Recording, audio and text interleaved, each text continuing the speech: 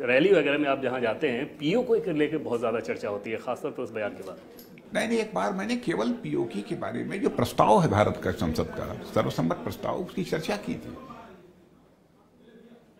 फौज भी ये कह रही है कि हम लोग तो पूरी तरीके से तैयार हैं, सरकार के बस आदेश खैर, पर जाएं। हमारी फौज के शौर्य और पराक्रम पर संदेह करने का कोई कारण नहीं है, वो तो है ही। पीओ के आएगा अपने पास, पीओ के आएगा अपने पास। भाई, हमारे संसद का प्रस्ताव है। अभी पिछले दिन केवल देश को याद रखना चाहिए उसको, बस इतनी बात है। अभी पिछले दिनों ये दिखा कि बहुत सारी ऐसी रिपोर्ट आई कि तालिबानी आतंकी भी पीओके में प्रवेश कर चुके हैं, जाहिर तौर पर वहाँ से फिर कश्मीर के इस हिस्से में, अपने हिस्से में वो डिस्टर्ब करने की कोशिश करेंगे। ये बात चिंता का सबब है। देखिए, आतंकवादियों के हौसले पस्त हैं, और आप जाकर जम्मू कश्मीर में भी पता लगा लीजिए, आतंकवादियों की संख्या बहुत ही तेजी के साथ घटी है। आज बामुश्किल यहाँ पर कम से कम 400-500 आतंकवादी केवल कश्मीर में रहा करते थे, आज उनकी संख्या घटकर 70, 75, 80 के नीचे रह गई है। इसमें लोकल जो है आतंकवादियों की संख्या भी बहुत कम है। पाकिस्तान में जो डिस्टर्बेंस दिख रहा है, अस्थिरता दिख रही है, उसका असर भारत पे कैसे देखते हैं आप? इस स्मार्टफोन के युग में भी ये फोटो स्टूडियो बना के साल में 30 लाख कमा रहे हैं। आपको भी ये कमाना है, उनसे सीखना है, तो फ्रीडम ऐप को अभी डाउनलोड कीजिए। मैंने पड़ोसी देश है, दुर्भाग्यपूर्ण। हम तो चाहते हैं कि हमारे पड़ोसी जो भी राष्ट्र हैं उनकी सेहत ठीक ठाक रहे, हमारी तो कामना ये रहती है। लेकिन दुर्भाग्यपूर्ण स्थिति है पाकिस्तान की कि पाकिस्तान बिल्कुल बर्बाद होता जा रहा है, आर्थिक दृष्टि से भी और हर दृष्टि से भी देखा जाए तो। वहाँ नए आर्मी चीफ आए हुए हैं, इस बात को लेके आपको लगता है कि आतंकवाद को लेके खासतौर पे आईएसआई के रोल के लिए कोई स्थिति वहाँ पे बदलाव होने जा रही है? अब देखिए, नए आर्मी चीफ आए हुए हैं, आगे क्या करते हैं। लेकिन मैं समझता हूं पाकिस्तान का मूल चरित्र बदलेगा नहीं। हम लोग तैयार हैं किसी भी हमारी कामना यह है कि उनका मूल चरित्र बदले और आतंकवादी गतिविधियों को जो उनके यहां से प्रश्रय मिलता है वो बंद होना चाहिए। और मैं दावे के साथ कह सकता हूं, नहीं तो कभी न कभी वो समय आएगा कि वो बंद करना ही पड़ेगा उनको।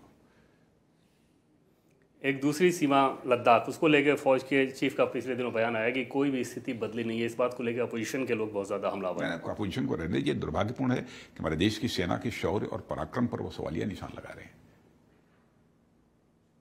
और जिस तरीके से भारत और चाइना के बीच जो स्टैंड ऑफ रहा है, उसमें हमारी सेना ने अपने शौर्य और पराक्रम का परिचय दिया है, उसकी जितनी भी सराहना की जाए वो कम है। उसमें ये कहना है कि जो डिप्लॉयमेंट चाइनीज की तरफ से जो डिप्लॉयमेंट है उसमें कोई बदलाव नहीं हुआ, जबकि इतने राउंड की बातचीत हो चुकी है। चीन के रुख में कोई परिवर्तन नजर नहीं? नहीं, बहुत बदलाव हुआ है, शायद उनको जानकारी नहीं होगी। जानकारी करने के बाद ही उनको बोलना चाहिए, वैसे नहीं बोलना चाहिए। और मैं अपनी कंसल्टेटिव कमेटी के मेंबर ऑफ पार्लियामेंट को मैं इसको ब्रीफ करा भी चुका हूँ।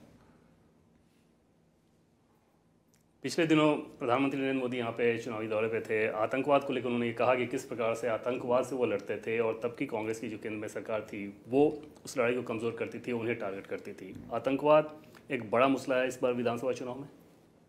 मैं यहाँ आतंकवाद अब कोई बड़ा मुद्दा नहीं रहेगा। आतंकवाद लगभग मैं समझता हूँ कि अब समाप्ति की ओर जा रहा है, और आतंकवाद समाप्त होकर रहेगा। आप स्वस्थ रहिए। एक बात को लेकर और बहुत चर्चा हो रही है, रेडिकलाइजेशन को लेके, और उसमें अपोजिशन का ये आरोप है कि ये ध्रुवीकरण करने की कोशिश करता है। कोई नहीं, रेडिकलाइजेशन समाप्त होना चाहिए साहब। अपोजिशन के आरोप की बात क्या करते हैं? वो तो ये भी कहते हैं कि समान नागरिक संहिता क्यों लागू कर रहे हैं। इससे एक समाज का दूसरे समाज के प्रति यह नफरत पैदा करने की कोशिश हो रही है। आरोप तुमका यह है, जबकि सच्चाई है कि हमारे भारत के संविधान निर्माताओं ने संविधान के नीति निर्देशक सिद्धांत जो है, डायरेक्टिव जो प्रिंसिपल्स हैं, उसमें इसका उल्लेख किया, चर्चा किया है कि करना है हमको, वही कर रहे हैं। समान नागरिक संहिता लागू कर रहे हैं। और यह आज से नहीं, 1951 से जब जनसंघ के रूप में हम लोग काम कर रहे थे, उस समय से हमारे घोषणा पत्र में यह रहा है कि समान नागरिक संहिता लागू करेंगे जब भी हमको स्पष्ट बहुमत मिल जाएगा। ये छुपकर अथवा चोरी से अथवा सिर नीचे करके इस काम को नहीं कर रहे हैं।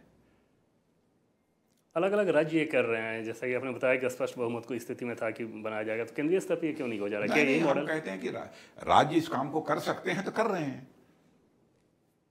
राजी कर लेते हैं तो इससे बेहतर स्थिति क्या है? और यही उम्मीद भी रहेगी कि दूसरे दूसरे राज्य इसको फॉलो करेंगे ही।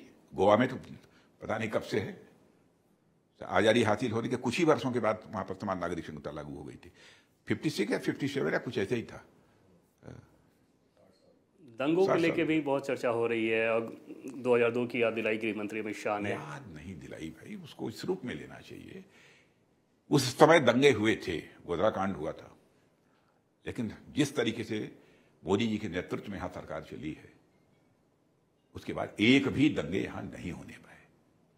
क्या जनता को इसका स्मरण कराना कोई अपराध है कि हमने ऐसी सरकार चलाई है कि एक भी दंगे नहीं होने पाए? सभी संतुष्ट हैं, सभी खुश हैं। ऐसी नौबत हमने नहीं आने दी थी। हमारी ये तो अचीवमेंट है, हमारी उपलब्धि है। इसकी चर्चा करना कोई अपराध तो है नहीं। जब यूपी में बुलडोजर चलाने वाले मुख्यमंत्री गोधरा जाके प्रचार करें तो फिर उसमें इस आरोप को बल मिलता है कि ध्रुवीकरण की कोशिश हो रही है। जहां बुलडोजर की जरूरत होती है वहां बुलडोजर चलाते हैं, प्रचार करते हैं तो उसको लेकर कैसे कोई रोक सकता है? प्रचार करते हैं तो वो लोगों से कहते हैं कि दंगा करो, क्यों ना प्रचार करें? प्रचार करना चाहिए उन्हें। गुजरात में एक भी मुस्लिम कैंडिडेट बीजेपी ने उतारा नहीं, उसके बाद ये सारे मुद्दों को उठाना, 2002 दंगे, गोधरा में योगी आदित्यनाथ का इस तरह से रोड शो करना, ये सारी चीजें बता रही है पोलराइजेशन एक सहारा है बीजेपी। भाई योगी आदित्यनाथ जी को क्यों आप वो मान रहे हैं कि एकदम बिल्कुल उनको प्रचार नहीं करना चाहिए? वो भी तो भारतीय जनता पार्टी के हैं, उत्तर प्रदेश ऐसे राज्य के मुख्यमंत्री हैं, क्यों नहीं करना चाहिए उनको? अच्छे वक्ता हैं, अच्छा बोलते हैं। क्या बीजेपी पोलराइजेशन की कोशिश नहीं कर रही है? बिल्कुल नहीं, कतई नहीं। पॉलिटिक्स ऑफ पोलराइजेशन किसी भी सूरत में भारतीय जनता पार्टी को स्वीकार नहीं है।